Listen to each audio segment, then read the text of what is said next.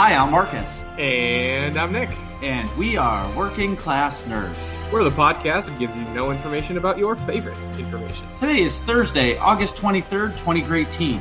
You can find this awesome podcast on Google Play, Buzzsprout, Apple Podcasts, and Stitcher. You can find us on Twitter. I am at MarcusB814. And I am at Nick Vern. That's NickVern. And this week's episode, we're talking about Ootinicast with none other than the hosts themselves. For those of you that don't know, Ootinicast is not only one of the biggest, but the longest running SWTOR podcasts out there. Without further ado, I'd like to introduce you to Chill and Dr. SWTOR, the host of the show. Thank you for coming on the show. And what have you guys been up to this week? Hey, thanks, Marcus, and thanks, Nick, for having us. And Dr. SWTOR, why don't you take this first? Oh, sure. Well, I've been taking some time to play in the game as much as I can this week. I have a couple life changes going on right now. My family, we're moving, so there's boxes everywhere, but the computers are still up, so I can be on the podcast today. And so it's about the same as Marcus's basement right now. Yeah, it's unavoidable sometimes. You just end up having stuff. So I've been helping Ootini Rage, which is the Empire Focus Guild that we operate, reach Conquest as much as I can. We made our goal last week, and this week we have a really good start, which I'm excited about. I think that the goals are everything, and when those goals give you things you can do solo and big points for group stuff, those are always the most fun to jump in and do. And, just doing the gear grind, you guys have mentioned on your show, it's one of the features of SWTOR that you level up to 70, then you level up to 300, and then you grind 300 until you have the gear you want. And, that's the unending cycle. So that's what I've been up to. It takes forever to do it.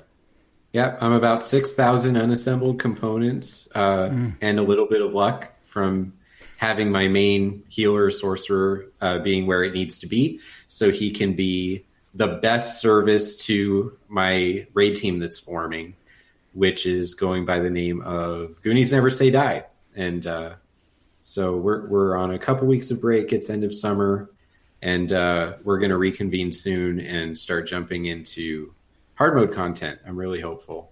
I know you were looking for a DPS maybe. Did you guys end up filling the role? It looks like we did. So all right. If Decion and Fiona get to hear this episode, we have some stuff to talk about when you return, but enjoy your time away. Oh, that's great. Oh, you need to ruin it, Marcus. No, it's fine. It's not really a surprising development. Just some pieces are moving around, and we might have our 8 people to be the founding crew for that raid team. So I just want to put it out there that if anybody listening to the show, so as everybody knows, Nick and I are on the Starforge server, and Ootini guilds are on the Satil Shan, which is the West Coast server. So if you're on Satil Shan and you're looking for an awesome guild, please shoot them a message or find me in game, and I'll get you connected with them so they can get you a guild invite. Now, Chill, what have you been up to? Right. My character has been going through Coffee Kotet. Well, I say my character, I'm very much an alcoholic, and most recently I decided to kind of try to make this character a main, and so I've been so I need to get him through all of the content. He's already got a couple hundred CXP levels, but still needs to get to 300, and also needs to get through, like I say, Coffee Kotet. So I got through Coffee earlier this week. It's been going a little slow. I'm now on Kotet, early in Kotet, but it's been going a little slow. I had a couple of days of sort of iffy internet service, and it kind of put a damper on what I was able to do online. But fortunately, it's gotten better, so I was able to join you guys on your show, and hope to pound out a few more and hopefully get through Kotet by the end of the weekend. Seems like a reasonable goal. Kind of missed out on some of the double CXP because of this whole thing, but it's all better now, or at least it seems to be. We didn't do anything on our end. I just think our service was having a few minor issues, just enough to keep me on edge. You know what I mean? Mm-hmm. We sure do.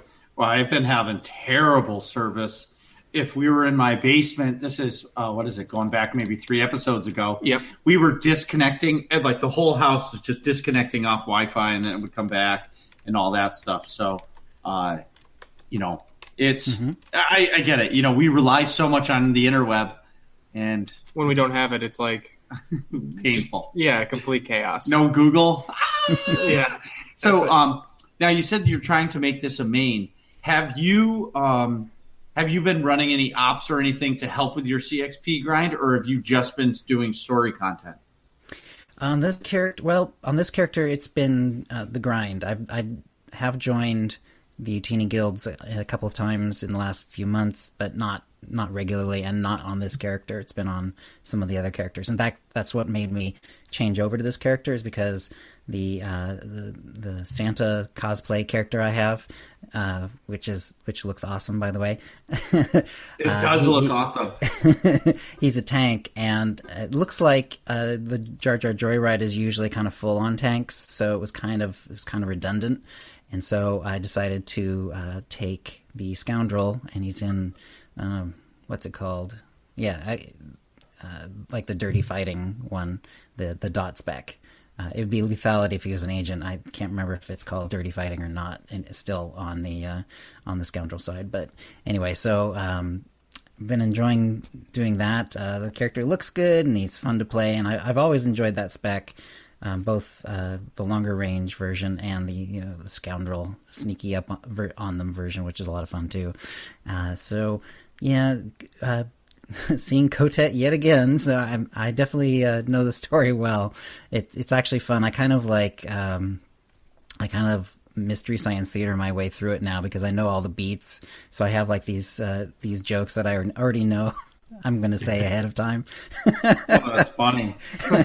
and I have like little things that I do on my stream that, like, every time my character's shown in an elevator, I have to hum elevator music for them, stuff like that. So that's great. That's awesome. So I've always enjoyed the story anyway. For me, that's one of the main reasons to play SWTOR, and that's just a way to sort of spruce it up if you've done that content quite a bit. So there you go. Sure. So next, say what you want about Kotet and Kotfi, but I think that it was actually a brilliant addition to the game for people who solo stream or stream solo content. Yeah. If Chill, you gotta look into the silhouette avatars to go at the bottom of your screen and just have them actually mystery science theater that stuff up. Well, you should somehow take a picture of you behind the computer, and then take your silhouette and put it in there as your mystery science theatering it. Now that's funny. Or you could even add it into the mystery science theater silhouettes. Just have yours next to it. I'm sure they have. Yeah, I'm sure people have the silhouettes pre-made, so that'd be easy to find. That's great. Nick, what have you been doing this week? Well, unfortunately, for the sake of the podcast, I've had another relatively tame gaming week this week, but I have been wicked busy with the rest of my life. In gaming stuff, I did play a little bit of Siege, a little bit of FIFA 18, which I'll get into, and a little bit of Overcooked 2, which I will not get into. Marcus is shaking the shit out of his head right now. Overcooked 2. I don't get it, but it's a fun couch co-op game. I enjoy it. It's fun to play with a girlfriend, for sure. I can't say anything bad about it. I can't get Carrie to play a game, period. Yeah, that's fair. My wife is my DPS, so yeah. You guys are awesome. Okay? Totally opposite end of the jealousy. But so I was able to use a feature that I didn't even know about. It's called Share Play on PS4 to play FIFA against my buddy and former podcast guest Al, which is really cool. Share Play lets you and another player play the game as if you're both playing from the same PS4. So in terms of FIFA, it's like as if me and Al were playing couch co-op and just playing the versus mode against each other. But he does not own FIFA at all. He doesn't own the game, so he's basically in my game, on my local PS4. It's really cool. That is cool. Yeah, that is a really cool feature. I had no idea that even existed. Al was like, "Hey, I heard of this. It's buried in one of the menus that you can use it. Let's try it." I'm like, "Okay, sweet." So we were playing FIFA against each other for an hour. The only snafu is that there's a time limit, so you can only do that for an hour. I think it's an hour a day. unless you pay for it. I'd imagine you could upgrade and pay for it or something like that. Some kind of extra subscription fee. So did Al have a download for that, or is it essentially streaming into his console? How does that work? Yeah, it's streaming into his console. So the first game we played, he was getting a little bit of lag because my Wi-Fi wasn't like blisteringly fast, and then I plugged an Ethernet cable into my PS4 and hardwired it, and I got an extra like 60 megabits per second, and then he said he wasn't getting any lag. Wow, that's nice. It was really cool. Awesome. It's amazing that, I mean, this is the sort of like multiplayer dream that, you know, you would have had like back in the 90s. It's like, oh man, this game's, you either had like the multiplayer where it was like almost turn-based or, you know, or super basic, right. Or if you had more of a serious multiplayer, it was because you were sitting side by side and there was no other way to get that sort of that experience. Like Core Controller, GoldenEye and stuff like that. That's right. That's what we were dealing with. Right. Yeah, and you know, something else that just popped into my head was that's almost like the best demo ever. Yeah. Because, you know, okay, you have a great experience playing it with your friend. Right.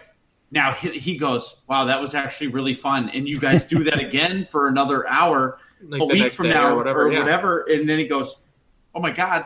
And then he sees somebody selling the game for $25. He buys it and PlayStation wins. Yeah. Because next thing you know, he's buying their version their card of the packs for the Ultimate Team and all that stuff. The cartel market stuff for that. And next thing you know, PlayStation's really happy. Yeah, exactly.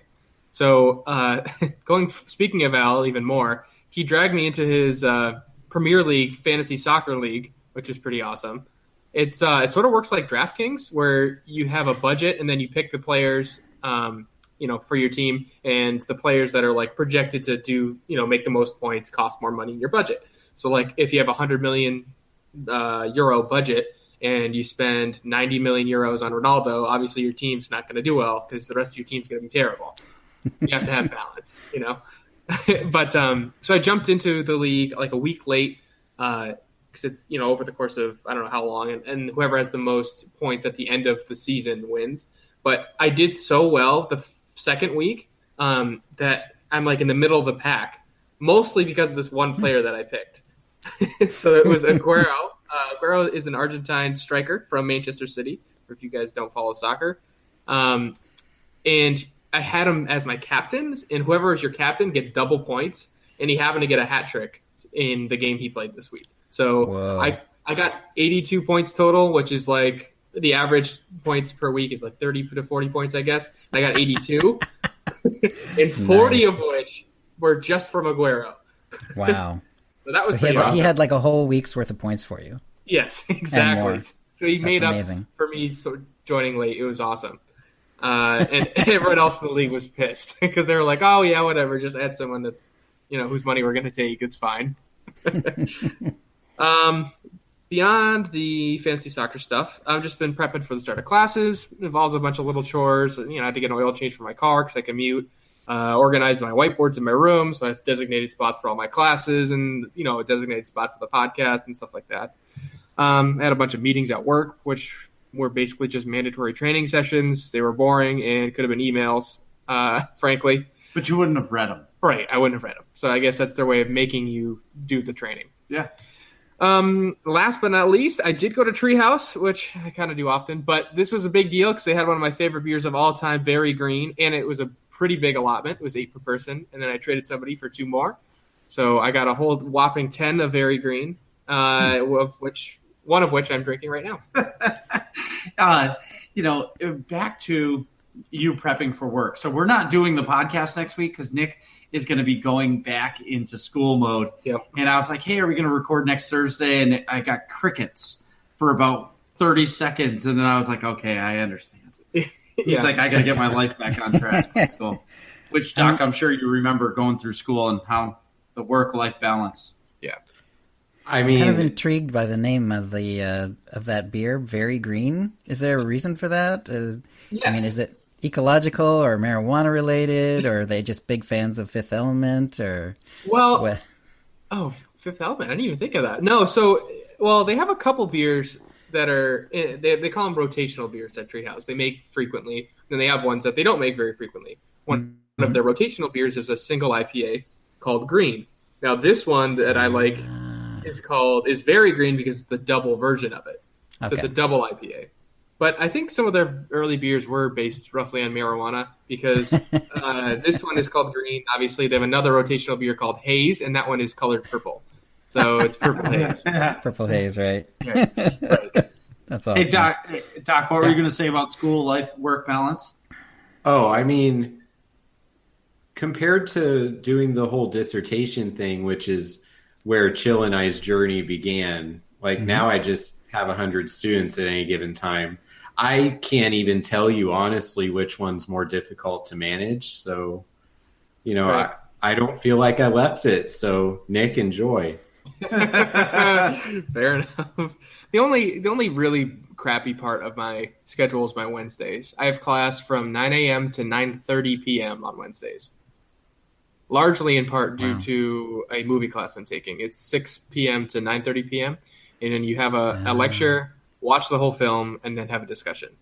So I kind of did Sounds it awesome, myself, actually. But yeah, because of the timing, that makes a long day. Yes. I'll be sleeping. Yeah, do you go home in between or something like that, or? No, I'll stay down there. On Wednesdays, I only have like 15, 20 minutes between my classes most of the time. So I'm kind of just going to the next class and getting settled in my seat, and then it starts. But then I have like a 2 different 1-hour windows where I can like go get something to eat or whatever. Right. But no, I took a German film class my freshman year of college, and that was the same structure, and I really enjoyed it. So I needed some more credits just to graduate, and this film class happened to fulfill it. So I was like, oh, this one's film genre, so it's a little more advanced, I guess. And although it's a long period of time to be sitting in the classroom, I think it'll be pretty interesting. What are some of the movies you've seen? Well, the German film, I haven't started this film genres class yet, but German film class was all films in German with English subtitles, but it went through like the history of German cinema. So it started with Nosferatu, which is like Love that movie. Right, one of the original like Dracula movies way back in, I think it was the 20s. Or the letter M was also another black and white silent film. It was in German. I forgot what that was about, a murder, I believe. And just through a bunch of different movies, through like World War II themes and how it related culturally and stuff like that. Right. Did you watch like Riefenstahl? No, Riefenstahl is. I don't know what you mean. She was the one who did like the Olympus one and the what's it called? Something of the Will. Triumph of the Will. Triumph of the Will. Yes, it's both highly artistic and also absolutely Nazi propaganda at the same time. So it's like really, it's kind of like amazing to watch on a technical level, and it's really disturbing to watch because you know what was done with it. Yes, we were supposed to watch Triumph of the Will actually, but we had a week of snow or something like that, and we couldn't. She sort of went over the themes that were prevalent in Riefenstahl's like cinematography and like what she pioneered. I don't remember exactly, but it was 4 years ago now. But but we did cover it. It was very interesting. Like if you look at since this is a Star Wars podcast, if you look at the medal ceremony in the end of A New Hope, that is based on the Triumph of the Will scenes with all the large sort of pageantry filled Nazi lined up in rows and everything. The way that looks in Riefenstahl's Triumph of the Will is how George Lucas decided to make that scene look like at the end of The New Hope. And then what's also interesting is like he both used that because of the sort of the pageantry and the power of the group and stuff like that. So there's some themes that were sort of lifted from it, but he also kind of softened it in other ways where it's more about the rebellion and it's a little more human than like the Riefenstahl and the Nazi movie was. So it's kind of interesting to have that sort of interplay where it's very much based on Riefenstahl, but there's also some interesting like counterplay to it as well. That's an excellent point. I could do there's a lot of sort of Riefenstahl-esque shots, especially like the Vader walking with stormtroopers and stuff. I feel like. Oh sure, yeah, and then they reuse it in like in The Force Awakens with the First Order and that sort of thing. Right, absolutely. We could do a whole episode just on that. Yeah, well, yeah. Well, it's no secret that the Empire was based on the Nazis. I mean, the helmets and everything else are based on actual German helmets from World War II and World War I to a degree. Well, a lot of the optics are definitely similar. Mm-hmm. Very interesting. Well, after that sidebar, I think that's about it for me. Marcus, what have you been up to this week? Okay, baby's coming. Well, as of last Friday, the baby's coming in 7 weeks, 3 days. As of tomorrow, he's coming in 6 weeks, 3 days. And last Friday, I demoed my kitchen. So mind you, I've been working insane hours for the last 3 or 4 weeks building my kitchen in my shop at night and on the weekends, getting it ready to demo. So I got the demo done. The hardwood floor done. Hang on. I think you're skipping over a major thing here. Like, when you just say, I got the demo done. I don't think people quite grasp the magnitude of what that is. So Marcus's kitchen went from normal tile floor, cabinets painted, cups, dishes, the whole thing, normal. Everything is full, right? All the cabinets are ripped off the walls. All the appliances are gone. All the plates had to get taken out. Cups, dishes, whatever's out. All the tile flooring's ripped up. All the subflooring's taken out. All of the drywall behind the walls is down, ripped off the walls and hauled out to the dumpster. All of the nails off of the studs have to be taken out. All the screws from the drywall have to be taken out. All of the plaster ceiling, which if you've ever dealt with plaster ever, you know what a fucking nightmare that is, had to be ripped out and then hauled out to the dumpster. Then cleaned properly. And then Marcus starts building things. So... It was like 13 hours on the last Friday, and then Saturday it was another 12. But either way, it was daunting, and I'm exhausted.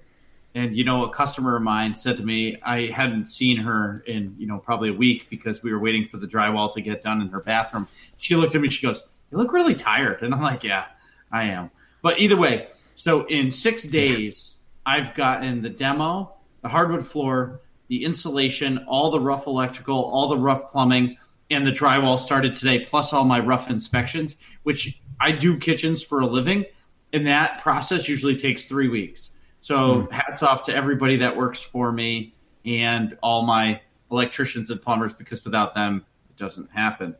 But either way, so gaming has been extra light, but on Sunday night, I finally got to run some ops. And, I was kind of torn on what to do, and I kind of failed miserably.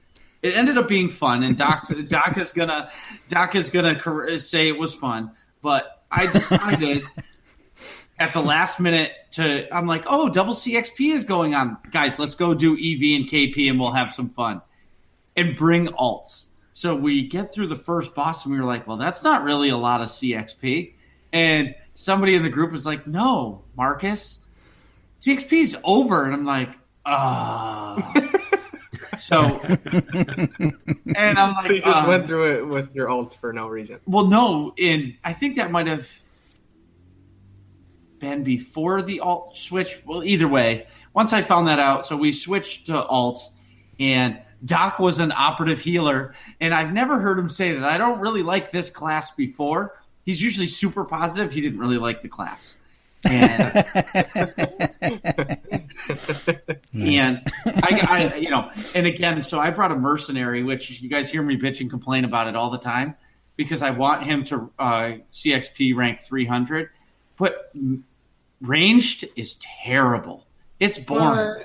You push 6 buttons and you wait for the cast to be over. Marauder, I'm 2 fingers of death. I am basically rubbing my nose against my keyboard, and I'm just destroying the bosses. And I'm probably the highest damage dealer on the team, but the healers have to work really hard to keep me alive because I'm standing in stupid. Well, I mean, that's not really accurate. You're deliberately jumping into it and staying there. Yeah. Well, not all the time. If I've got a really good rotation and I see those numbers are actually really high, I'm like, the healers can keep me alive. It's not hard mode. But in hard mode, I actually have to get out of the circle because I'll be dead, and then everybody will be mad that I cost them 47,000 credits for 1 healing bill because I was an idiot. You're great on either role, Marcus. You need to feel more confident in your gun blazing characters. My gun blazing. Hashtag gun blazing. That's good. Ooh, that might be the show episode name. Hashtag gun blazing. With You're welcome. It just comes out of me. Yeah, it does. So then last night, I had an awesome opportunity, and I got to go on the Passionately Casual podcast with Jesse Sakari and JT. They're really a lot of fun. I would say if you had to ask me, because now I've been on a bunch of different podcasts for SWTOR, and everyone has its own flavor. And I would say that they're like the morning show podcast. Okay, yeah. Like if you ever watch a news morning show like Good Morning America or something like that, it's really lighthearted. Everybody's having a great time and everybody's laughing, and it's super, super lighthearted. Yeah. And I loved it. So I can't thank them enough. And then during the week, Sakari messages me and says, "We're going to interview you." And I'm like, "What? What are you going to interview?" And he's like, "We're going to be asking the hard-hitting questions." And I'm like, "Holy shit. Can you send me those questions?" And he's like, "Nope. Good luck." Good luck. And I was like, "Come on." And he finally sent them, and they weren't really that hard of questions, but I think he was just trying to mess with me, and it was great. But I don't tell my wife, and I know she doesn't listen to the podcast, so safe. Yeah, I'm safe. But today I took my laptop with me to work because I haven't gotten to play, and I was like jonesing to play. So I logged in just to see what was going on with the cartel market, and saw some cool things. Bought a few cool things, and then you logged out. No, I didn't buy anything, but it was because, I wanted to wait until I was out of work so there was no credit card purchases. So my wife's like, "You're playing Star Wars and not working? What is wrong with you?" You know what I mean? I'm just trying to keep it real. But Nice. In SWTOR news, SWTOR news has been light. Hey, BioWare, please give us a roadmap. I know we just got our PvP upgrades, but we need to know what's coming. Give us something. And that's coming from Marcus B. Give us some info. But they did announce today that they are bringing the Cantina Tour back to New York City. It is coming Thursday. I thought last year it was a Friday. Wow, that's kind of weird. So Thursday, October 4th at 7 p.m. Eastern time. And as everybody knows, Eastern time is the correct time zone. Exactly. No matter where you live in the world, Dr. SWTOR. So, you can meet the devs and make some new friends. And they really do an awesome job about giving away swag. Last year, I think I came home with like 4 T-shirts, which I still have like 3 of them in there upstairs that I'm going to raffle off eventually. Maybe the live show will raffle those off. Definitely. That's a great idea.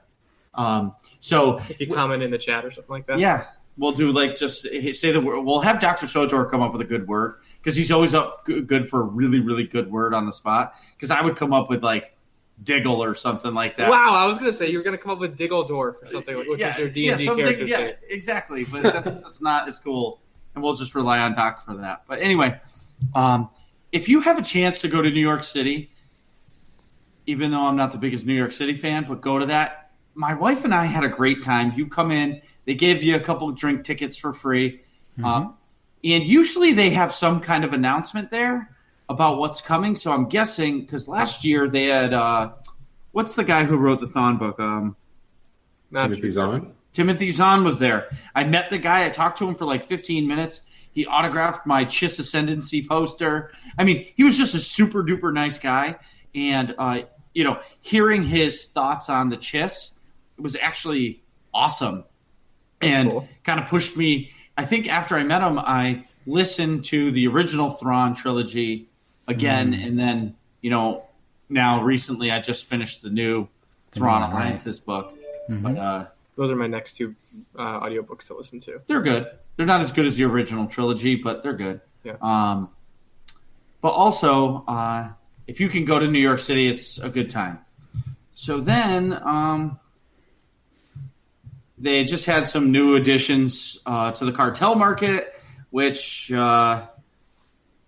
it's just another, I don't know, it's a reptilian predator, Ambria. I think she's pretty cool. I mean, Yeah, that's very cool looking. but it's 2,600 cartel coins. I'm probably not going to spend that much on. Right. And it's from Ambria, but do we know what it's called? I'm not sure where in the game that has appeared. It doesn't say in the It description doesn't, market. yeah, it doesn't look familiar to me. Like, I'm not sure where in the game I've seen it. Usually it's like, oh, okay, those are the ones from, Alderaan or whatever. Right. But this one, it's kind of four-legged, lizardy, but Yeah, I was going to say dragon-like also. the aesthetic reminds me of Alduin from Skyrim, honestly, which is the big bad dragon in the storyline. If you ever played Yeah, Skyrim, it's very cool looking. I like it. And they have another, the Distinguished Armor set, and then there's a new speeder, which I kind of like it just because it's the Alliance fighter. I just like it because they have it parked in the Rishi Stronghold, and I think it looks pretty sweet. And then, is that really... I don't think that's a speeder. I think that's actually just, it's like a deco of an actual ship. Oh, all right. Well, then it's a deco. That's pretty cool. That's less interesting. Yeah, exactly. Wah, wah. And then you can get a Galt statue, which... So, Okay. yeah, It's kind of nice. I like the fact that he's holding up one of those giant Erodium bars that you steal from the special ship in Kotfi. Whoa! See, I thought that was a book. I'm like, why is that interesting? Yeah, Galt's not reading. It's one of those Erodium bars, and you can see the little credit symbol on it too. Oh, that's right. See, Marcus, you gotta look with your good eyes here. Yeah, I'll use my good eyes next time. I mean, Marcus, think about it. They are commemorating the best moment of his life right there. Don't you wish someone would do that for you? I know I have several moments that need to be in statue form. Okay, so how much is that? I'm going to buy it just because of what you said. It's only 575 cartel coins. I'm going to buy it just because. That's like less than $6 in this world. Exactly. This Friday, join me in the AIE Guild for Mega, Episode 3, Revenge of the Hutts. Where, you say? The Rishi Stronghold. When? 9 p.m. Eastern Time. Join us for some Hutt ball and some good old PvP. And we're all going to shoot Max. Come join us. So if all this sounds fun to you, which, come on. How could it not? Exactly. Go to aie-guild.org and get our Discord information and jump in the SWTOR channel and ask for a guild invite. Now that I'm an officer, I can actually get you in the game, or I'll just make Dent do it because, why not?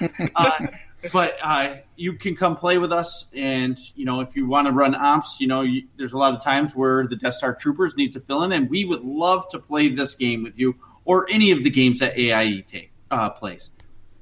Nick, you want to take a break? I sure do. All right, let's do it. We'll be back.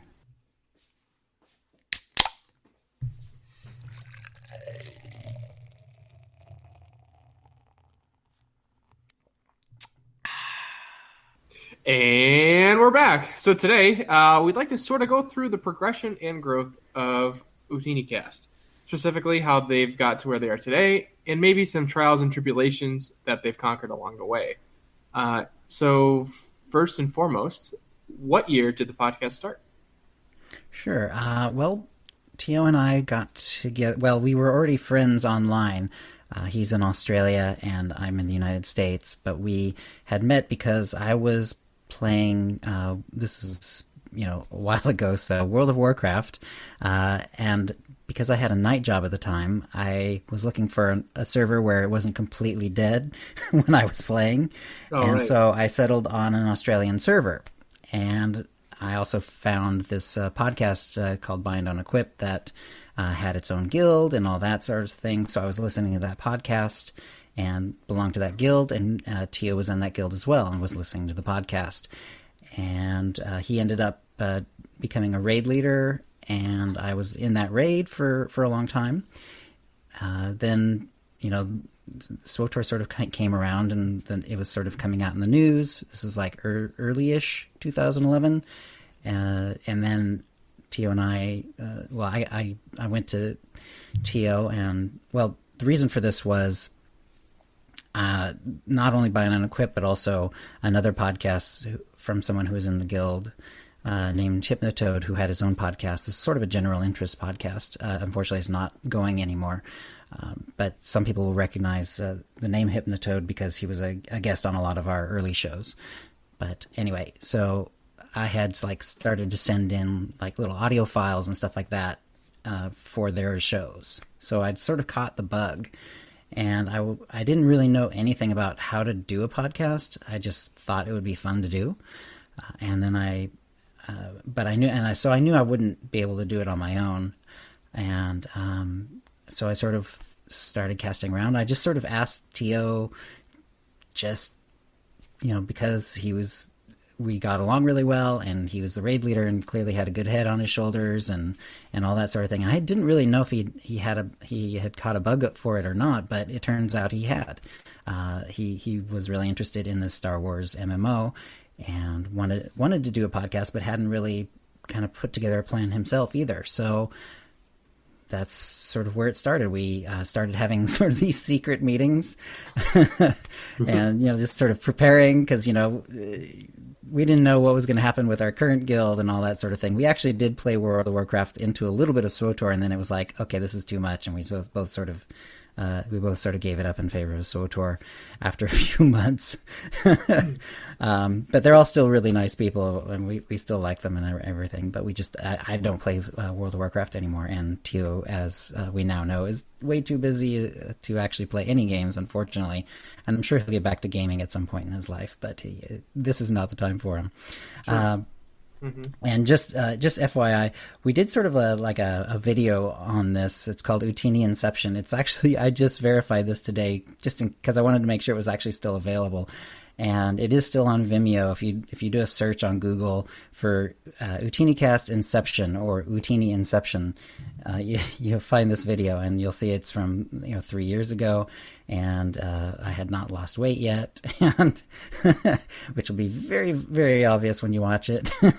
And it does go through some of this in a little more detail, but these are all the sort of the highlights. So this is now just a few months before the launch of SWTOR, which is December 2011, and we launched in October, so we had a few weeks, basically, a couple months, basically, a few weeks to actually get some shows under our belt and so on. Right. And we just kind of took it from there. At first, we did shows in sort of this format where we were recording on a Hangout or whatever with each other, but we weren't doing it live to an audience. And Hypnotoad, our regular guest, and who was, like I said, had his own podcast, finally said to us, you should really do it in front of a live audience. And it adds a little energy. Sometimes, people ask you questions that you wouldn't have thought of yourself, or give you information that you might not have, right to hand, that sort of thing. And so we did go live after a while. And so if you look out at the Ootinicast YouTube history, it starts I don't remember, 50, let's say, 30 to 50, I don't know, something like that, episodes in, and all of a sudden it goes live. So before that, we did it just as a podcast, and then we did it as a live show that then gets edited into a podcast. And yeah, we've just kind of been going ever since. Right. Now, this is more of a personal and podcast question. How did Tio, as your co-host and friend, affect you, just yourself personally when he left the show? Right. Well, yeah, I mean, it obviously, excuse me, I'm going to have a drink. Sure. Well, I had known for a long time that, in fact, when we were doing the run-up meetings to the podcast, before even episode 1, we both sort of agreed that we had listened to other podcasts, especially like World of Warcraft podcasts, where the podcasters had kind of moved on from the game. They weren't actually playing World of Warcraft, but they were still doing the podcast because of whatever, because momentum, or they enjoyed the process, or they enjoyed the socializing, or whatever reasons there were, they were still doing a podcast for a game that they weren't actually playing. And especially Tio was very sort of adamant that we should not be doing that. Like if one or both of us stopped playing the podcast, we should move on. And unfortunately, that is what happened in Tio's case. He had a kid a couple years ago, and that was already busy enough. Then his job picked up, and he went from like full-time to part-time to full-time, and then he had a second kid. So he's been hopping around, and he really unfortunately had not played SWTOR for a year-ish almost. I mean, he'd obviously gotten online a few times to like log in to get these rewards, little things like that, and to give the in-game gifts for the people who sent in tips and won the contests, stuff like that. But he hadn't seriously played the game for the better part of a year, and he just realized that he needed to, sort of follow his own rules, and since it wasn't, it didn't look like he was going to be coming back to the game really soon, he decided it was time to head out. And I was bummed, but I because he had kind of mentioned often enough that he hadn't been playing the game, both on the show and also just between him and myself,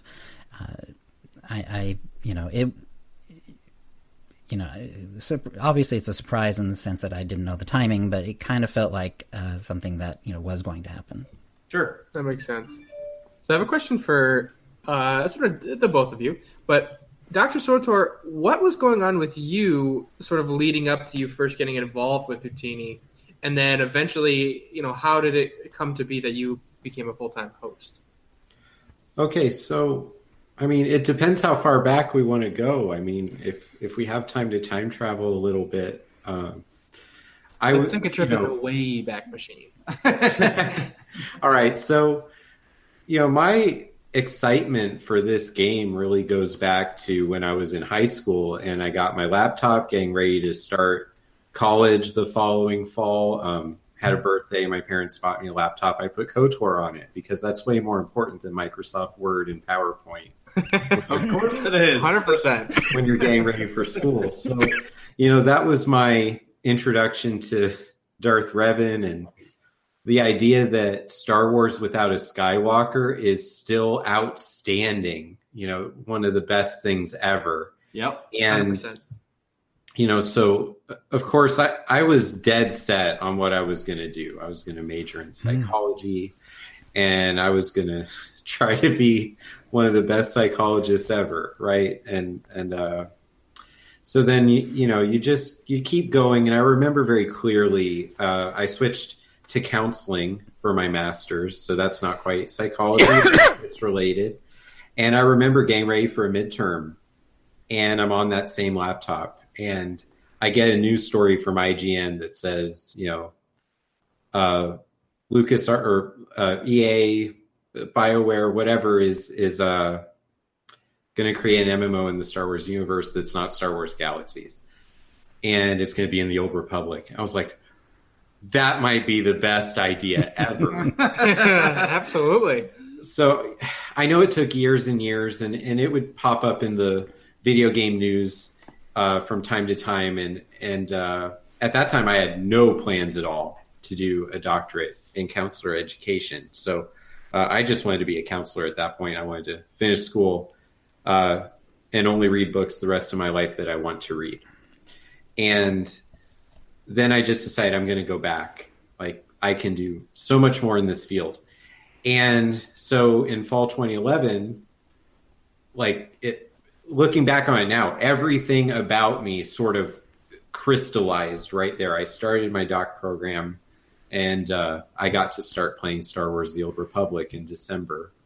A couple days after it launched. It took me a few days to run over to Best Buy to get a copy, and I created the tune that I still play now, regardless of which server. They're named the same thing. So nice. Sith Sorcerer, and started after I finished my main story. I still love the game so much, and I just started in my job, driving a lot, realizing I can listen to podcasts. And Ootinicast became part of my rotation. And I started realizing as I was reading journal articles about online gaming, because that's the thing that we're going to have to study in this field. And I understand these things, so I'm like way ahead of the people who are training me, because I understand what these games are. I don't have to read a journal article to understand what group content is and how a game that has 100 hours of content can be played for a decade and you still haven't done everything. Right? No, that is the truth. Yeah. Right. So that's kind of the setup, as far as trying to get through the story quickly. So I knew that I cannot bias my sample. I can't become a public figure. I can't join a guild and actually meet people. I just have to play. Like I was in several different guilds with some of my tunes, but I never became part of a raid team. I never became an outspoken member. I was anonymous essentially. And, there are several podcasts that have come and gone that I was actually in their guilds. And, by extension, you could guess they kind of knew me, even though I never said, "Hey, I'm the future Dr. SWTOR. Nice to meet you," because that would have been really bold. So I got to that point where I had clearance to get my name out there, say, this is what I'm researching, this is how I'm going to do it. Who wants to sign into SurveyMonkey and answer some questions? And so I created a spreadsheet of all the podcasts that I was still listening to. And I just tried to, I organized it, who actually provides their contact information, Twitters, emails, and then just one random weekend in 2016, I was at a science museum with my family, and I sent a direct message to Tio and Chill, and was, because I was actually listening to Ootinicast on the way to the science museum, and just this is my first attempt. So people out there, you don't normally succeed this big on your first attempt at things in life. I just sent it out. I was like, I'm going to enjoy the time at the Science Museum. I've been working on this project for 20 consecutive days, and this is the only thing I'm doing today for this. I'm going to be with my family. But sorry, Chill, if it was you or Tio, I don't remember. But within 5 minutes, I got a response and said, yeah, let's talk. We'd love to have you on the podcast and help you out whatever way you can. Mm-hmm. And that's pretty cool. Like in that moment, everything I was worrying about, all that negative talk of you're never going to get enough people to do this project. You're going to have invested all this time into studying a video game with psychology, and you're going to have to switch to something that's more traditional, like CBT for, adolescents who do treatment for drug abuse or something. Right. And I didn't have to do that. I got to research this MMORPG, and just ever since I got that information, my goal from time to time, whenever I felt like Ootinicast hasn't heard from me in a while, I'm just going to send a message and be like, hey, this is what's going on in the game. I have something to say. And every time, whether Tio got to the message first or Chill did, it was always like, yeah, let's do that in 2 weeks. Yeah, let's work that in. Are you free next month? And so just that journey of being a listener and having that feeling like I can't be a guest, but you're listening to these podcasts and you love this game, and sometimes you hear something, it's like, I have something I want to share with everyone who plays this game. Yes. You're kind of wishing that you were a guest. Yes. So that's all I can say. I can't agree more. That is the most truthful statement you've said that hit me, because that's me in complete a nutshell. Yeah, I mean, that's kind of the reason why we're recording this right now. Exactly. So, sorry to break that up. No, but that's who I am. And so, I hope a lot of people who listen to Ootinicast download this episode, because I actually think it's really neat what we're creating here with this conversation. But So, just listening and, the months where Tio would reiterate that I haven't been able to play, guys. And, I just got a feeling like I'm teaching now. I'm not writing this dissertation. That's done, and that's who I am now. Writing a research article is so much easier in a lot of ways than writing a dissertation. So, I'm very busy professionally, but I just felt like if I started thinking to myself, and Marcus, I met you in December, joined Death Star Troopers, and I just started to feel, listening to Working Class Nerds, and I started putting those pieces together. Like, if Chill ever needs a person, I'll see if I can do it. And so, I was Marcus, you were on the episode where Tio's letter was read, and I was actually able to watch it in the background while I'm grading my papers at work in my office. And so I was just floored because I was listening because you were the guest, Marcus, and I try to tune in when you're on things. So I was just like, okay, well, do I have time to send Chill a message? Of course I can send Chill a message. Do I have time to back up what that message could be? Sure. And so a couple days later, I sent it, and now I'm sitting here. So, like that person who just plays a game alone with his wife and doesn't get involved in the community because you don't want to create a research bias, and now I'm on really the show that helped me understand how MMOs work, and the tips of the week they used to be super helpful for me.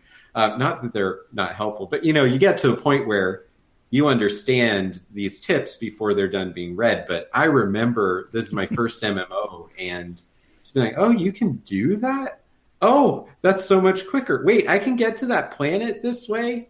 I can gear up a certain... So, like, just wow. I still can't fully believe everything that it took for that story to be what I get to share on this episode of the podcast. But that's how I got, that's my story behind the scenes of Ootinicast.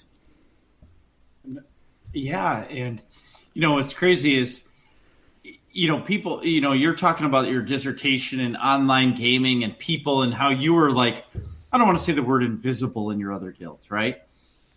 I didn't mean you were invisible, but I met you, like you said, in December. And I mean, I have your phone number and we talk on a regular basis outside of gaming. And it's crazy the connection you can get with your friends, even if you're not in front of them like Nick and I are right now. And, now to see you progress to the Ootinicast, right, and, the life that you're bringing to the show, and it's no disrespect to Chill or Tio or anything, but like you said, when you hear a co-host for a year say, oh, no gaming, and you understand the pain he's going through, or I sure do, because I have a 2-year-old running around, plus my career, plus another one on the way. My life is insane too. And now the new life that you guys have brought to your show, it's invigorating. Sure. And I get excited now to sign in on the Thursdays that you guys, do your show, and hashtag hope it goes every week. Oops, I shouldn't have said that. Did I say that? But, it's great. And I my hat's off to you guys because, what you're doing with kind of it's almost like what Max and Seema do on the Escape podcast, how you're bringing your guild into it and involving them even more. And now your co-host is, on the progression raid team, and, Chill, you're the voice of the whole guild, and you always will be. But now there's like that new atmosphere, and Fee and Deck coming on the show to talk more about what you guys are doing in guild. I mean, every time I listen to your show, and it's awesome. I need to create a tune or transfer a tune to the Satil Shan because the Jar Jar Joyride sounds so fun. And, that's like the mandatory fun night for us over, with the AIE Guild. And Right. it's an open forum. Anybody can come. As long as we have room, you can come. And it's exciting. But going with that, chill now. Now, Doc SWTOR asks you about coming on the show. How did you feel when he said that? Were you shocked? Were you excited? How did that hit you? Because, part of it, Teal left and you were, I don't want to say you were kind of solo. So now, were you thinking a host? Were you what was going through your mind at that point? Right. So I definitely was planning on finding a co-host, like as soon as Tio let me know that he would be leaving. But I didn't know who that would be necessarily at the time. This is before, I got a contact from Dr. SWTOR. Sure. What I had in my mind was it would almost... I was willing to let the process go really long if I couldn't find someone who had not been on the show before. I was really hoping I could find someone who had been a guest, because it's nothing against other people. It's just there's a certain tone to the podcast, I guess, or a certain almost personality that the podcast develops over time. Yes. And you definitely want it to evolve with the new co-host. And I'm not saying that Dr. SWTOR. It's kind of the opposite. I want Dr. SWTOR to make the show different and bring his own thing. That's kind of the whole point. But on the other hand, there's certain key aspects of it that How about we I say really wanted. And so, that would include just a general sense of friendliness, of interest and enthusiasm about the game, and a certain. Just a certain personality. Yeah, exactly. It's definitely a personality range that I was looking for, because we've had guests who've gone all along the spectrum and they're all fun, but I think it helps if it's something more in tune, sort of with what we've had on the show before, and I think that does help. And it was kind of a short list, and I was actually. Even before the message, I was thinking, gosh, Dr. SWTOR would be really good, but he's teaching and he's really busy. And it's I was almost afraid to even ask him, but I was considering it. And then, and it's message. Well, okay. And because the thing about Dr. SWTOR is he started out, from my perspective now, I'm talking when he first came on the show, there's a certain type of guest that I love that only happens once in a while, and it's someone who brings something special, especially if it happens to be about their own personal set of knowledge and skills and so on. So when we had Per Composer on, and he talks about Star Wars music, amazing guest because of that. And it was the same with Dr. SWTOR. Not only he came on and we learned about what he was going to do for his dissertation and how it was going to work, and then he came back later to show to say how it was going and give us some of the early numbers, and then he came back again with some of the final numbers, and they were all amazing episodes. And then we also had him on just as a guest once or twice, and so I saw him both ways. I saw him, he was both this really amazing guest from a technical point where he has a very strong point of view. He has technical skills and just sort of knowledge that feeds into the game, because frankly, psychology of gaming is quietly one of the most important aspects of an MMO, because it's it really touches everything about SWTOR and everything about MMOs in general. It's almost the computer is the tool just to be a conduit for human psychology, practically. Yeah. You can almost look at it as being that basic. And so it's really cool that Dr. SWTOR has that technical aspect, but he's also just a really good guest in general. He's smart and he's enthusiastic and he knows about the game and he's an and kind of guest. Yes. And now he's an and kind of co-host, and I'm really happy to have him on. Awesome. That is awesome. So I have one more question for Dr. SWTOR. What challenges have you found in becoming a co-host to the longest-running SWTOR podcast? Well, I have to not let Tio down. I'd say that's a pretty big challenge. Yeah, that is a pretty big challenge. The last couple, I don't know, has it been 2 months? It feels like we're getting at 2 months of me co-hosting. Mm-hmm. I've had a few interactions with Tio, and they're all super awesome, just like all the other interactions that we've had the last 2 years. And, it's humbling. It's different too. Like, I don't have to talk as much when I'm on the episode because I'm there to help the episode happen, as opposed to check off all the boxes of what I told Chill and Tio I'm going to talk about. Sure. So I'm there now more to help make sure Decion or Fiona fully describe what we're doing in the guild. I'm there to help get Chill through the news, and I'm there to maybe ask a couple follow-up questions, most recently for SWTORista, or whoever the guest ends up being. Is I'm more a mechanism of the show, and providing commentary on the game that way. And I just think it's really cool to work with Chill because all those nice things he said, going back 5 years ago, listening to the podcast in my car on the way to work or whatever, and being, someday this person is going to spend more than 90 consecutive seconds saying how awesome you are. That's crazy. But it's been such a blast to set aside that time on Thursday nights to become part of a guild. Being anonymous in a big guild or a small guild or a moderately sized guild, sure,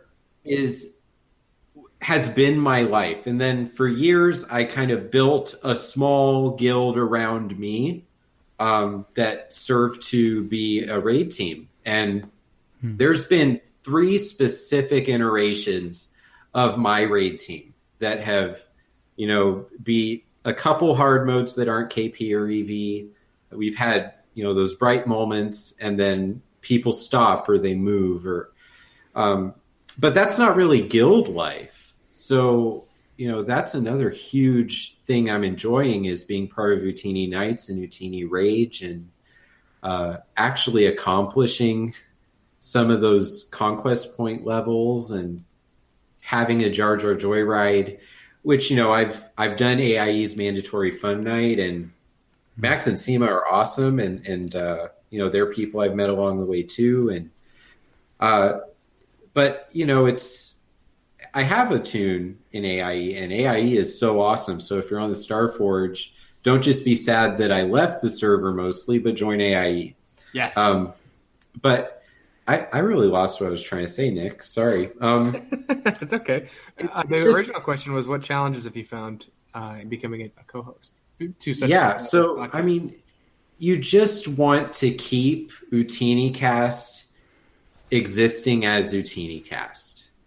And so anything I add, it needs to add on that layer of everything that makes the show great already. So we still need to have the Sarlacc digest, and we still need to do tip of the week, and we need to get engaging guests that complement what Chill and I are trying to do. And, I have to make sure not to talk over people, which, sometimes you have a really great idea, but it's not the right time. And when it is, it's also the right time for the next topic. So you just want everyone on the show to be able to contribute the best of what they're bringing to it. And as co-host, I just try to be in tune to that. Sure. I can talk about what I want to talk about with Chill next episode if it's really that important. And are we bringing people into SWTOR? Are we making the game sound great? Because it really is. They may spend a year developing a content area you don't like, but it's a great game. And when they focus on story, they knock it out of the park. When they focus on an op, Gods from the Machine is an op. Okay. I haven't gotten to really jump into the hard mode / master mode stand-in for it yet, but it just seems to be doing what it's supposed to do to us as players. Stronghold, Rishi is the most intricate stronghold that in 2018 they could have thought about making. And it just goes on and on. Like, BioWare has created something really awesome that keeps Star Wars alive for people who don't enjoy dying every 6.2 seconds in Battlefront 2. So that is certainly me whenever I try to play Battlefront. I love Battlefront 2, but 6.2 seconds is generous, probably. Sure. So, I just love the game, and I know a lot about it with numbers, and in the way that a lot of people know things about the game from experience, and going just the final point, what Chill said about the psychology of gaming, that the computer is a tool. The game really unlocks every element of who we are. If you recorded the movement of the code and, what is underneath the sprite of your character, the pixels, and you were able to take the, 100 days of playing that my main character has logged since 2011, who Dr. SWTOR is at such a detailed level, not to creep everyone out. And I don't think BioWare really wants to know us like that. We're their customers.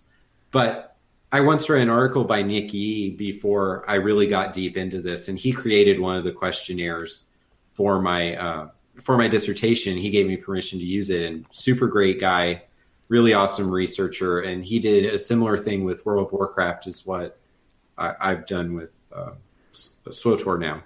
Mm-hmm. And he just wrote in that article something that stuck with me. And it's the perfect personality test. I'm paraphrasing, but the perfect personality test would really be, it already exists. It's inside the MMO. Right. So that idea kind of grew to be like, well, what can I do to enhance the meaning of that in whatever little way I can? And, so I try to just bring a little bit of all of that to the show. And if it works, then great. And if it doesn't, I'm going to do my best to notice it and keep the show going and keep it great. All right. So we're going to open up the secret treasure chest, which is Ootinicast right now.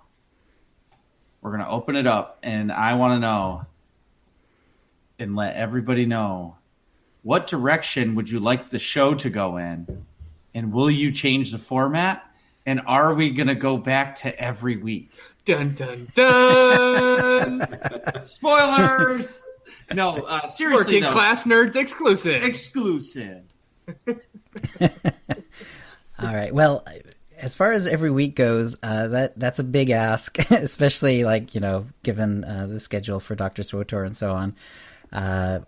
Also, I think at this point in the game, I mean, it has been out since late 2011, and there, it's a very mature game at this point. So I think it made sense. Like, the reason that Tio and I did go every 2 weeks, and that happened during Tio's run on the show. It was because of Tio's schedule technically, but he was finding, when he was gathering his information for the news, because that was his baby at the time, that it was getting a little bit harder, even though the devs are very good about trying to get information out quickly, trying to get information out regularly. But, it is a mature game at this point. It's a little bit harder to get enough information for a full show every week. I mean, we could do it, but at some point it would feel a little stretched, because the news is kind of an important, it is an important part of the Ootinicast. Sure. And so as far as that goes, if it looks like let's say we know that there's going to be an expansion. We don't know the exact timing, but let's say the run up to the expansion. Let's say there's tons of news every week coming out. I would consider, asking Dr. SWTOR, hey, can we do a couple of extra shows and actually hitting every Thursday instead of every other Thursday for a little while, and maybe that would work out. I could see that, but for now, I think we'll keep it every other week. As far as changing the format, not in any major way, because I think part of the attractiveness of a show as that's been around as long as ours is that people know what to expect, and like making some sort of like crazy change, I think would be actually a mistake to me. Sure, that's my point of view. As far as direction to take the show in changing that, I'm fine with like slow evolution. Like I said, don't want to make any big format changes, but I'm happy with like letting the show evolve, because we do have Dr. SWTOR on as a co-host, and I do expect it to evolve. And I know that Dr. SWTOR has some ideas about things that he'd like to do, potentially regularly or occasionally, and that's all good. So I'm looking forward to working with him on that and getting the show some changes that way. Yeah, great. I hope that answers the question. It absolutely does. I have one more question before we wrap it up. Mm-hmm. It's actually a two-parter. When is your next episode, and where can we find you guys? Right. Well, we do it every other Thursday at 6 p.m. Pacific is our normal time, although we change it occasionally if the guests require it or whatever. So this coming Thursday, what is that? The 30th. Of course, it's the 30th. Is the next episode. So August 30th at 6 p.m. Pacific will be our next show. We do actually show the raw recording of the show live. We do it as a hangout, and then we put it out on Twitch. So it's twitch.tv/Ootinicast, or you can go to ootinicast.com/live, and it just has a link to it. And we do the show live, we edit it, and then typically it goes out the next day. The exact timing is up in the air, but that's how that goes. So the live show will be next Thursday, August 30th, 6 p.m. Pacific is the presumed time at this point, and then the actual podcast will go out the next day, the 31st. And how can everybody find you on Twitter? Right. Well, at Ootinicast is the show, and that's obviously a great way to just get a hold of us in general. It's at Dr. SWTOR for Dr. SWTOR, if I may, Dr. SWTOR. And then I'm at Brandon L. Starr, BRANDON LSTARR, and that's just my name, of course. Awesome. And Doc, how can we watch your awesome streams on Twitch? When I stream, it's usually a operation content or what I hope to consider more difficult flashpoints. So if you like group content, that's usually when I choose to stream, and that's twitch.tv/Dr. SWTOR. And as Chill mentioned, on Twitter, I'm at Dr. SWTOR. And I've done, if we have success in the raid, you can also check out my YouTube channel if you want to see what we accomplished or how.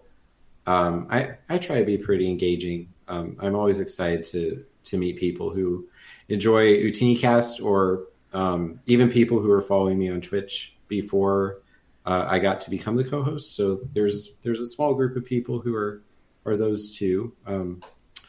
But I really enjoy streaming. It hasn't been happening as much just because the summer is challenging. But I expect once our progression team is established that there will at least be a few nights a week where I can routinely get into Twitch.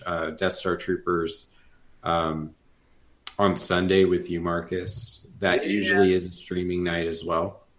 And if I'm able to get into the Jar Jar Joyride, that's Friday. So it's sort of like a between 1 and 3 nights a week kind of thing.